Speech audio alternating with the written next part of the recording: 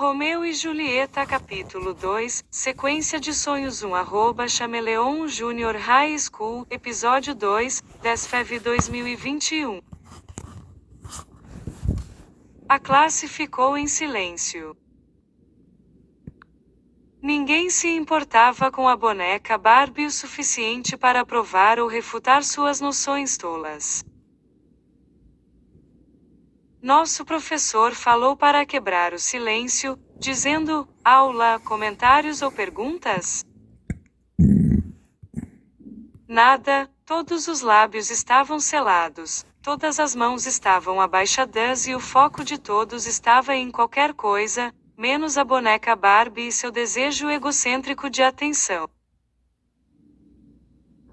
O Senhor Dum pediu-lhe que voltasse ao seu lugar, uma vez que não houve perguntas. Ele parou na frente de sua mesa e cruzou os braços. Ele olhou para a classe e disse: será que foi casualidade ou coincidência, e não o destino, que levou Romeu e Julieta a cometer suicídio? Se o leitor concentra todo o seu argumento e baseia todas as suas opiniões no destino e não em ocorrências normais, então, na melhor das hipóteses, parece impertinente. Eu sugiro fortemente uma abordagem justa e equilibrada. A imparcialidade é importante para a racionalidade. Lembre-se disso. Nenhuma reação da classe. Nunca houve muito argumento ou refutação, já que nossas opiniões eram mais prováveis do que subjetivas. Nenhum de nós, 25 alunos, poderia distinguir um bom argumento ou refutação de um buraco na parede. O Senhor Dum disse: você ouviu a opinião de uma garota. Agora vamos ouvir a perspectiva de um menino. Aspas. Ele procurou inquisitivamente por meninos voluntários. Nenhuma mão estava levantada, nenhum menino se ofereceu. Ninguém se importava com William Shakespeare ou sua visão melancólica da sociedade. Nosso professor continuou: rapazes, mãos. Voluntários? Timidez não é necessária. Se Romeu e Julieta fossem tímidos, eles nunca teriam ido ao baile de máscaras e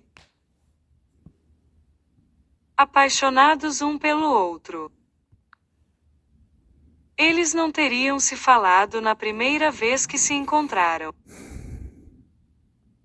Aspas. Não houve mãos levantadas, nem dos meninos, nem das meninas. O Senhor Dum ofereceu um menino, gritando: Jeremy Delaney, gostaria de compartilhar suas ideias com a classe? Jeremy Delaney era um garoto branco com cabelos longos e lisos. Ele se sentou na extremidade esquerda da sala, perto das janelas. Ele se levantou e respondeu: não, senhor. Dum, eu não faria. Não houve reações da classe, o silêncio parecia ser a norma. Todos resistiam ao voluntariado, exceto a boneca Barbie, que parecia estar a par do grande esquema da vida. Nós entendemos isso como uma lei não escrita. O professor rebateu, esclarecendo-se: vou lhe fazer essa mesma pergunta de uma maneira diferente. Gostaria que você compartilhasse suas ideias, sua redação, com a classe. Jeremy respondeu, sim, senhor. Dum. Estou subindo. Aspas. Ponto.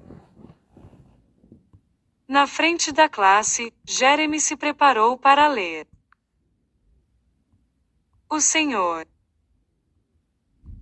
Dum estava encostado na janela com os olhos em Jeremy Delaney. Alto e em velocidade moderada, ordenou o professor. Jeremy começou, escolhi a segunda pergunta da dissertação. Em Romeu e Julieta, William Shakespeare injeta propositalmente uma série de obstáculos que tornam quase impossível para os dois pombinhos se casarem. Seria necessária a intervenção divina para remover o vírus que corrompeu as duas famílias ricas e alimentou seu desejo de vingança. A sociedade estava instável porque os cidadãos haviam tomado partido. Eles amavam um senhor e odiavam o outro, desprezando um e servindo ao outro. Agitações civis, revoltas e insurreições levaram ao caos organizado, degradando ainda mais a já ferida e frágil sociedade. E para piorar a situação, meninas e meninos adolescentes eram submetidos a casamentos arranjados. 3 obstáculos principais impediam que Romeu e Julieta se casassem: a classe social, a rixa familiar e a lei. As famílias de Romeu e Julieta pertenciam à classe rica e influente. O autor não identifica qual das duas famílias era mais rica ou tinha mais influência. Tanto a família Capuleto quanto a família Montag tinham servos leais que estavam dispostos a arriscar suas vidas para defender os honra da família. Sem dúvida, cada família alegou ser mais rica e influente do que a outra. O pai de Juliette arranjou seu casamento. Ela se casaria com um homem chamado Paris, a quem ela não veria até o dia do casamento. Senhor Capuleto considerava a família Montag como sendo de classe social inferior, associada a uma animosidade antiga. As duas famílias se desprezavam e seus servos leais insultavam os servos da casa oposta. O fato de as duas famílias estarem em conflito tornava isso impossível para Romeu e Julieta serão vistos juntos em público sem derramamento de sangue. O príncipe Íscalos baniu Romeu de Verona. Se Romeu matou Tebaldo intencionalmente ou não, é discutível. Visto em Verona em público. Era um atoleiro legal em que ele se encontrava.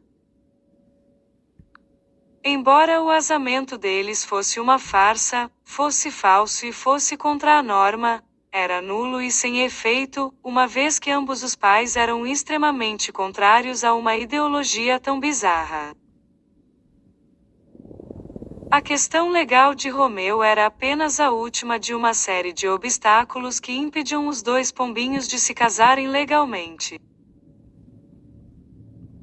Frei Lawrence prestou um péssimo serviço à comunidade ao unir-se ilegalmente a Romeu e Julieta em casamento.